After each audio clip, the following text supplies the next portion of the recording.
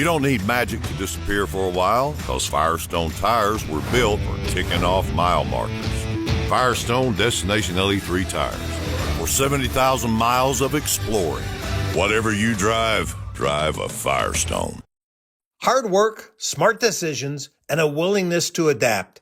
That's how Nate Zolman turned his family business into a regional powerhouse in tires and truck repair. The Zolman Tire story starts with Nate's father, Bud Zolman, who built the Indiana-based tire shop from the ground up with grit and a handshake. Nate was practically raised in the shop, changing tires, fixing cars, and learning firsthand what it takes to run a business. But when it was his time to step in, he didn't just follow in his father's footsteps, he forged his own path. Under Nate's leadership, Zolman Tire has grown to 8 retail locations and 4 commercial truck centers. He has to compete with national chains, online retailers, and even industry giants in his own backyard. But instead of backing down, he focused on building a team that treats customers like family. Today, Nate joins us on Johnny G and Friends to talk about the highs and the lows of growing a business, the challenges facing independent tire dealers, and what it takes to really stay ahead in this evolving industry. Welcome to Johnny G and Friends. I'm Johnny G, and on today's podcast, we're joined by Nate Zolman, president of Zolman Tire in Mishawaka, Indiana. Welcome to the show, my friend. Thanks, Johnny. Good to see you. Good to be here. You're looking good. I love that shirt, man. You're looking good. I'm not as flashy as you, but you look great too. So your dad, Bud, who I knew, great guy, his business was built on grit, resilience, and relationships. So in 1995, when you took over the business, Nate, how did this approach influence your own growth? Well, my father told me years ago, he always said, all you have is your name and your work ethic. And everyone earns a reputation. What is your reputation going to be, son? And that's just one of those things that's just stuck with me. We had one large location that my dad started from 1978 through 95. And then my father allowed me to open up our first satellite retail store in 95. And that was a complete ground up. And that's kind of where I learned my skills, what I had and didn't have. And we were just blessed to be successful in that expansion. And then 3 years later, we had 3 more retail locations. So for a family business, my dad didn't want to grow. I wanted to. He was my safety net. And so I was kind of that Geronimo kid that run off the cliff screaming Geronimo. And my father would say, don't forget your parachute. So just that work. That's all you got. Do right. I think that's kind of where it all came from. Wonderful. So you're up to what, 9 locations now? We have 8 retail locations and 4 very large commercial truck centers. Oh, 12 locations. Nice. Yeah, wonderful. So your dad once told you that you'd be underpaid, underappreciated, and overlooked until you earned your stripes, probably around the age of 30. Do you recall, Nate, the turning point when you felt like you had officially earned that respect? Yeah, and my dad was very, very accurate. It was right around age 30. And quick short story, obviously after having 4 expansion stores plus a headquarters, that took me through my 20s. That I earned my stripes. Everyone around me knew I was a worker. I could perform. I could multitask, do those things you had to do, wear all the hats in the family business. But my dad had a long-term employee that was his right-hand guy. Old school, hardworking farm guy, really smart. And for 8 years, his name was Terry, just relentless. Every way he could trip me up, every way he could push my buttons, he did. And finally, I was up to here. And about 5:30 in the morning, me, Terry, and my dad were at work getting ready. They're at the coffee pot. And I got a chip on my shoulder. And finally, I gave my dad an ultimatum. Dad, I'm tired of Terry. He's doing this. He's doing this. I've always been respectful. I've always known my place. You got to pick him or me. I'm done. I'm not going to work with this guy ever again. And Terry's smoking a pipe, holding his coffee cup. We're literally 3 feet apart, all three of us. And my dad looks at Terry, goes, "Well, Terry," and Terry puffs on his pipe and gives me a smirk. He goes, "Welcome to the family business. You're an equal now." Nice, That, nice, nice. that, that's, even though it's old school, that's when I knew I had my dad's respect, Terry's respect, the industry's respect, and they literally let me blossom after that. So, That had to really feel good, you know. I mean, you look up to your dad, and I see your dad right behind you there on the wall, right? So he's yes, always behind you, huh? yep. Absolutely. So let's talk about your parents for a minute. I mean, they had a love story that began back in grade school. So how did their partnership shape the way you view commitment, whether it's in your own family life or at Zolman Tire? I'll get choked up on this question, so bear with me. My mom and dad came from nothing like most everyone in that generation did. Very, very poor, small town. Neither one had the opportunity to go to higher education other than high school. And they were boyfriend, girlfriend since fourth grade and sixth grade. And all you had is your word, you had the trust, you had the respect, and they always had each other's back. They always had their coworkers' back. They always tried to do the right thing, even if it was a bad financial decision. In those moments of truth, I'm going to do the right thing. I'm going to remortgage my house to make payroll, whatever those things were.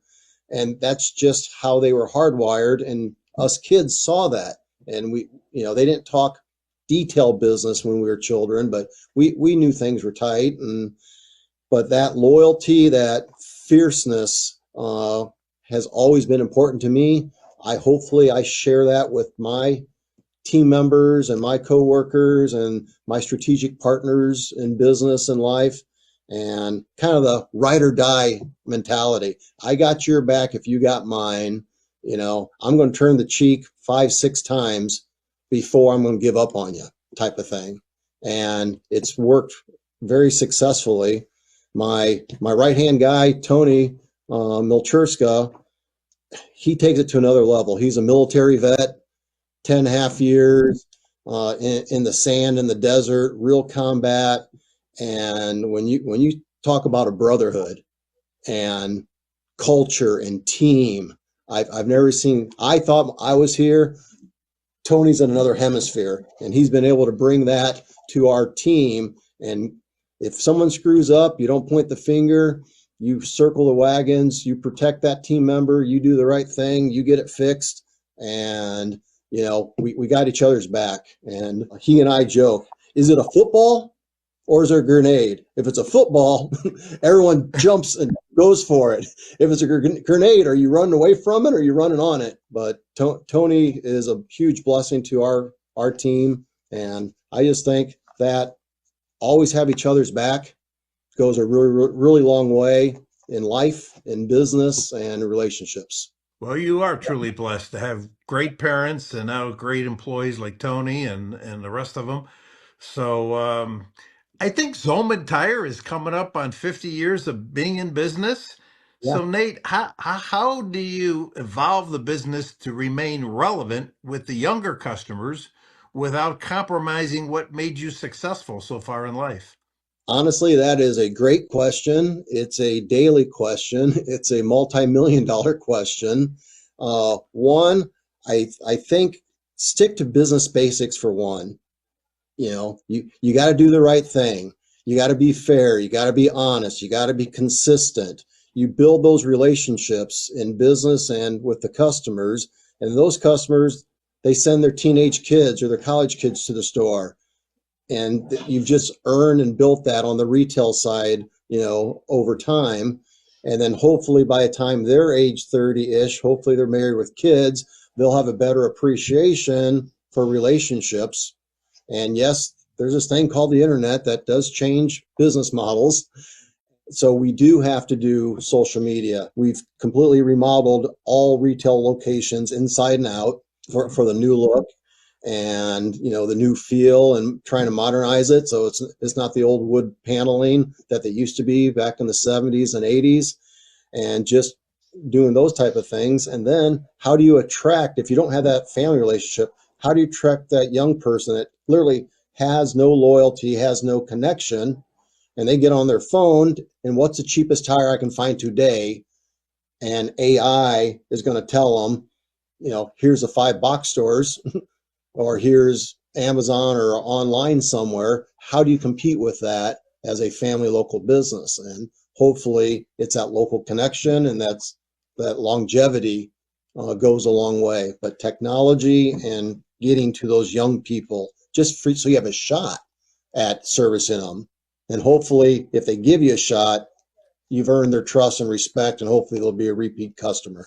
A great answer. Boy, yeah, business has changed a lot. When you said the wood paneling, I remember growing up at my first store and we had the wood paneling. I was like, oh my God, it was totally different. But yeah, the showroom's got to be where the new generation wants to be and sit there and have their coffee and play on their phone. Absolutely. So, Nate, how do you spot true talent? And once you find that talent, how do you keep them loyal to your company? I like people that like people. If you don't like people, you're probably not going to be into sales. You might be an amazing accountant or amazing engineer. We usually start, as I think most people in our industry, with that entry level position, tire tech, general service, lube tech. And do they really want to be a mechanic? Are they good in logistics? Are they good in customer service? And can you develop from within? But when you're talking about going out and trying to recruit a manager or a salesperson or that type of talent, that gets difficult in the technology. But I think it's they have to have gumption, they have to have drive, they want to be independent, roll up the sleeves, and they just figure it out. The ones that you have to pull the reins on are usually the good ones, and the ones that you have to kind of tap them in the fanny and say, get going, don't have as much gumption. There's an old word called gumption. And Yeah. do they have that drive, that inner drive, just their own self-worth? Do they have that regardless what their job description is? And I think you can tell probably within a week if that person has potential, has aptitude, if they're an A player, if they're kind of type A personality, outgoing like you and I are, and you could be a rock star and be quiet, introverted, and you might be an amazing operations person or amazing inventory manager. Just because you're not outgoing doesn't mean you don't have the drive. So getting to know your people as human beings, and Zig Ziglar, I can have anything I want if I help someone else get what they want. And that's really true. I think it's just basic human fundamentals. And every success in the shop is my success. Every failure in the shop is my failure. If we had an employee turnover, what did we do wrong not to develop that person, not to help that person? And then the loyalty, it's a two-way street. It's earned. I have to prove over time that I'm more than just the P&L, more than just the financial. I care about you. I help people. Am I a counselor? Am I a financial advisor? Am I a marriage counselor? And all that. We've all been those sometime in our career, but with the rules and the laws of today's business, you have to have an HR manager to make sure you're not having those illegal conversations when you're trying to be a good human being and say, hey, none of my business. I see you're struggling. If you want to talk off the record as friends, anything I can do to help you, I certainly will. If you need some time off, paid or unpaid, let me know. I'll work with you. And then usually a day or two, then they'll come up and say, you got time to talk? Absolutely. Then you start to build that trust and that rapport and help them through their financial issues, help them through their family crisis. And I think that's where the magic sauce is for most family businesses. If I truly care, if I truly give them an ear and some resources, whether that's knowledge or financial or other, that earns some street cred. And then when it's time for them to go to bat for me or my company, they do. They always perform. So I think that's how you build loyalty. Wow, Nate, I've never really had anybody tell me that how you handled that situation. Take the employee on the side, talk to him, give him a few days to digest whatever is, inside him that he needs to get out. I could see why loyalty goes both ways, and how that can totally be effective. And man, I'd want to be an employee of Zolman Tire. I definitely would want to be. Yeah, but you have to do it for the right reason. You want to do it because you care about them and you care about their families. And it's just not all about retention. But when you do it for the right reasons, the retention usually follows. Yeah, so you built a strong culture at Zolman Tire, but Nate, what's one thing that you won't tolerate in your organization? Lack of integrity, no ifs, ands, or buts. Dishonesty, lack of integrity to our customers or to our own internal team members, backstabbing. If it's dishonest or illegal, zero tolerance. If you're having a bad day, that's one thing as far as negative attitude or disrespect. But if you're a chronic negative cancer, I don't care if you're Babe Ruth of the tire industry. We're going to transfer you. We're going to fire you. We're going to trade you. I'd rather have a rookie with a good attitude than the best baseball player with a bad attitude. Yep, totally agree. Totally agree. So now you're bringing your son Brock into the business a few years ago, and he's starting to earn his stripes at Zolman Tire. Is he kind of like taking the same path that you did? Well, fundamentally, my dad and his generation told us you should never ask someone to do something you're not willing to do or don't know how to do yourself. And I take that to heart, and I believe in that deeply. So does my team, so does my staff, and we communicated that to Brock. He's 25 now. He's been doing this for about 5 years full time. Like everyone, started in the base, changing tires, changing oil, loading, unloading tires, putting tires away, cleaning the works, moved up to counter. Past 2 years, he's been the top three performers in every KPI in our retail world. So it doesn't matter if it's units or dollars or volume or car count, you name it. He was always in the top three. And so he's like, Dad, what's next? And that's what you're waiting for. Yeah, And yeah. so this past January, we put him in our largest commercial location. He literally has had no exposure at all to the commercial side of our business. And Brock, for the next year, you're going to be in work boots, you're going to be in work pants, and a shirt with your name on it. And you're going to be in the warehouse for at least 2 months. You're going to mount and dismount tires. You're going on service calls and do farm tires and OTR tires and semi tires. And you're going to go through all that, go with the route drivers, do the mounted wheel program on the big accounts, go with the salesmen, start to meet the customers. Then we'll put you on the counter and evolve from there. And he's absolutely loving it. He's did about a month and a half in the warehouse.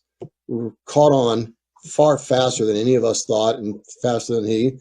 2 weeks ago, he started changing tires. He's doing about 40 a day, mount and dismount, and he really, really enjoys doing that hands-on stuff. He was a football and rugby player, so he doesn't mind doing that. And he understands he can't manage or help if he doesn't understand the system or process. So Right. he's learning. My path was new location creation and just get in there and do it on the retail side.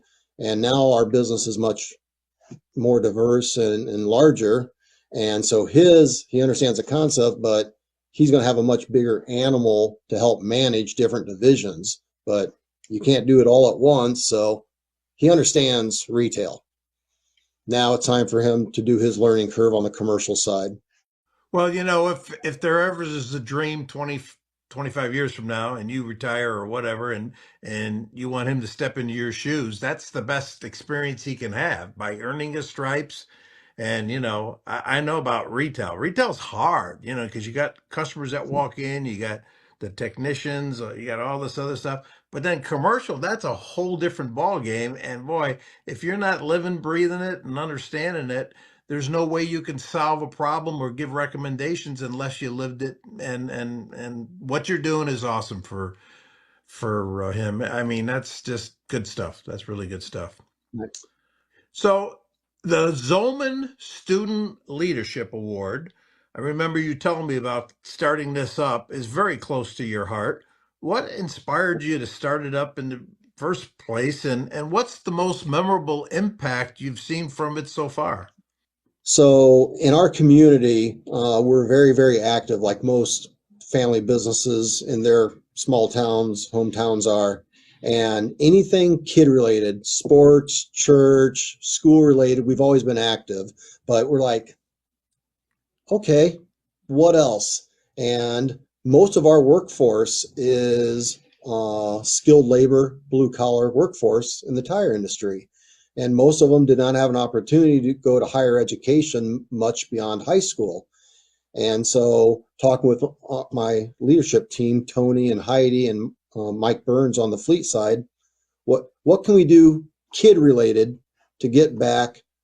And then after spitballing it for a while, we said, man, we should give some form of scholarship to students that $1,000 would give them the confidence. Do I go to trade school? Do I go to vocational school? Just that little foot push out the door. And so we discussed it and we did it year one. To our surprise, we had over 200 applicants for 6 scholarships, 6 $1,000 scholarships, one for each location. We've never given away only 6. It's been 10 or 11 when we said 6. And then when we had 8 retail locations, we're thinking $1,000 per location type of thing. And so we're in our 6th year, but 5th year of giving away money because of COVID. We had to put it on pause because of logistics. And that $1,000 and complete strangers. Now we have over 300 applications for 8 scholarships. I read everyone personally with my wife, Tabitha. My HR reads it solo herself. And then our ad agency, the 2 owners read them separate. And then they have an intern that they hire every year. So we have 6 separate people reading 300 applications, and we pick our top 10. And then we throw in top 10. More times than not, 5 of the 10 are in everyone's top 10. And so that's kind of our selection. But the most memorable is one, when the kids come with their mom or dad or grandparent or no parent, they bring their significant person that has influenced them, and you can feel the kids' passion on their essays, and you understand their struggles and their grit to get through whatever and still be a good student, still be a good human being. And then to have them up on stage holding a giant check, getting pictures, TV's here, they're being interviewed on TV. It's a big show for them. And I think the self-confidence that 6 strangers picked you out of 300 people saying you deserve an opportunity. The confidence is far more valuable for that young person than $1,000 bill.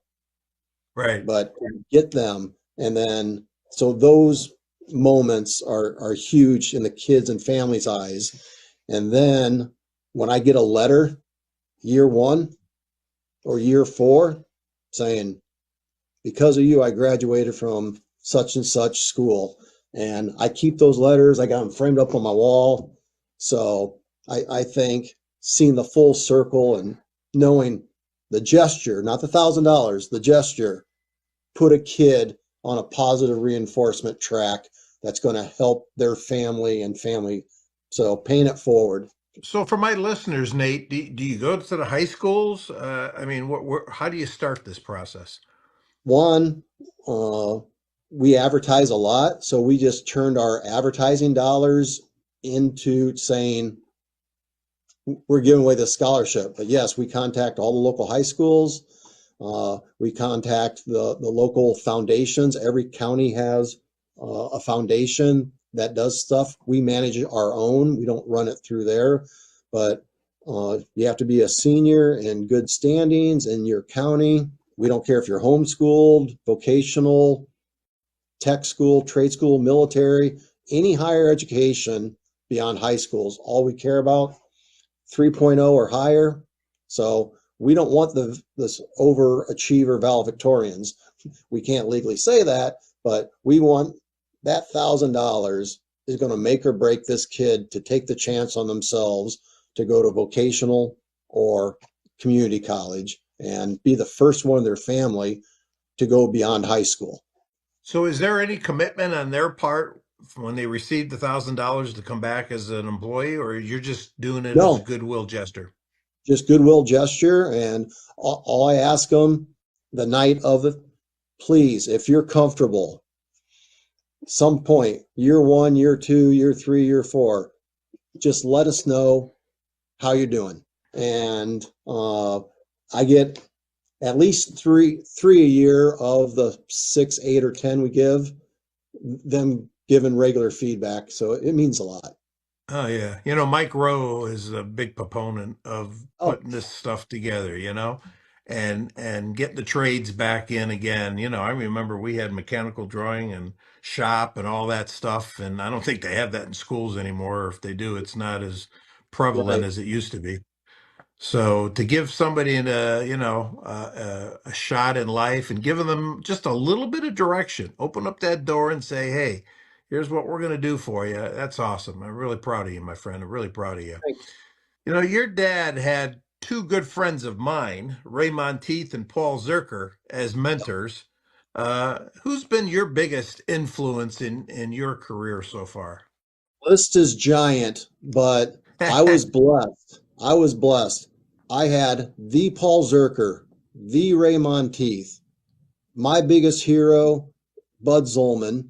Those were my three mentors most of my life. I mean, you can't ask for a better team than that. The Then, on All-Star. top of that, I have the entire Zerker family. They're all my personal friends. They're all my business partners. I mean, we've gone through marriages, births, funerals, divorces, sicknesses together. And I'm just beyond blessed. I'm second generation being in the Zerker Best One group. My son is third generation. You know, I literally have them on speed dial if I need them. And they're always there, whether it's a personal thing or a business thing. And I guess it's steel sharpens steel, iron sharpens iron, saying. Yep. So by far, Paul, Ray, Bud were my three biggest by far. And since they've passed, the Zerker family at all levels have stepped in beyond anything I could ever. I can't show enough appreciation for that. I think I don't know if it was Bubba or Kim McMahon said in a podcast a couple years ago that I did with them almost the identical answer that you just gave. Oh, really? We have all the Zerker Best One family to reach out to, whether it's training employees or you got questions about this. So you guys have such a tight network. There's nothing like that in the tire industry that I know of. I mean, that's very unique and it just shows you what a great family and like you say, whether it's graduations, it's weddings, it's funerals, you're all a part of each other's lives, and that makes a difference, Nate. It really does. And It does. I really get goosebumps when you say that. I really do. It's an earned trust, respect partnership. For me, I'm 55 years old. It's all I've ever known. Right. My son's 25. It's all he's ever known, and it's pretty good. I mean, of course, you always have your fighting with your brothers and sisters at times or disagreements, but you always know, you got each other's back and you trust each other and you'll figure out a solution. And we always That's do. right. So I'm going to go on the personal side with you here for a minute, Nate, because you married Tabitha, and Yep. I see you two on Facebook all the time, and you're just Yeah. having so much fun. How would you describe your marriage? I am I'm blessed beyond explanation. Tabitha is my best friend. She's calm. I think, like most spouses, they're from people in the tire industry, we come home and either leave us alone or let me vent. And I have to complain about whatever Jerry Springer situation happened with an employee or customer, Ah, or get to brag on how fantastic something went. And she's always there with full attention, full care, her memory retention of all the stories I tell her. I don't know how she remembers stuff like that. I certainly don't reciprocate it as well when she tells me stories of her teaching experience. She was a kindergarten teacher by profession, so hmm she's kind, she's nurturing, she's tolerant, all those wonderful skills, and she brings that to me, to our family, to our relationship. She's a wonderful sounding board on the business side. She always gives me a different perspective than just the analytical side. We love to explore. We hike a lot. We're blessed. We're in the stages of our life now. 4 of our 5 kids are out of college, and one in college. So we're traveling a little more, and it doesn't matter if it's a weekend getaway or you know find a sun and beach somewhere. But we hike, we kayak, we snowmobile. My 50th birthday, she and I jumped out of a perfectly good airplane with parachutes and did oh, wow. skydiving. And that was something on my bucket list. And she was scared to death. And she did it. I went first, she went second, and it was great. So she's definitely my glue, yin and yang, all those wonderful things. And my family and I are just blessed to have her. So Tabitha's amazing, amazing. There's that saying, behind every successful man is a great woman, and I got my Kimberly, and you got your Tabitha, and we're very lucky. Oh, We're both sure, very lucky. we are. I want to really thank you for being on my show here. But we got something a little different here. It's called rapid fire. Whatever pops off your brain, just shoot it out. What was the age you changed your first tire? Legally for money, I was 13. Ah, well, you probably did it before that, Yes, huh? What's one word that describes your management style? I'm a social butterfly. All right. How do you like to start your mornings? Hopefully, I wake up happy and I usually go straight to work. I used to swim in the morning and I Huh? want to get in that routine again. But right now, wake up, shower, head to work, and hopefully be in a good mood the rest of the day. All right. Drink of choice? Dr. Pepper. Hmm. Your first automobile? 1976 Pontiac Firebird, candy apple red. I bought it when I was 14, and Dad and I rebuilt the engine, and it was ready 1 month before I had my driver's license. Ah, nice, nice. I had a 1967 Pontiac Firebird, Nice. 326. Yeah, Marina Blue, Marina Blue. Would you rather spend the day busting tires or selling tires? Changing tires. And what's your idea of a dream getaway with Tabitha?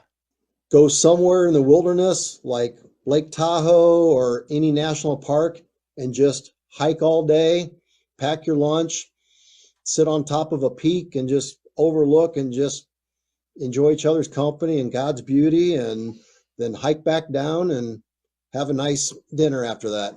Awesome, awesome answers. Well, Nate, it's been a pleasure doing this podcast with you today. I really appreciate it. And I look forward to seeing you sometime again in the future. And thanks again for being on Johnny G and Friends. Uh, True honor, and your history with my dad and your history with the whole Firestone, everything means a lot. And from my generation to yours, thank you for being a leader. Thank you for everything you've done for our industry and for my family business and our group. So thank you. Very kind words. My pleasure, my friend. Nate, have a great day out there, buddy. You as well.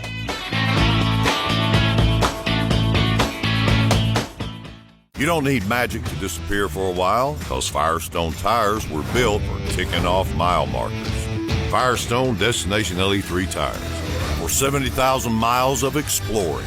Whatever you drive, drive a Firestone.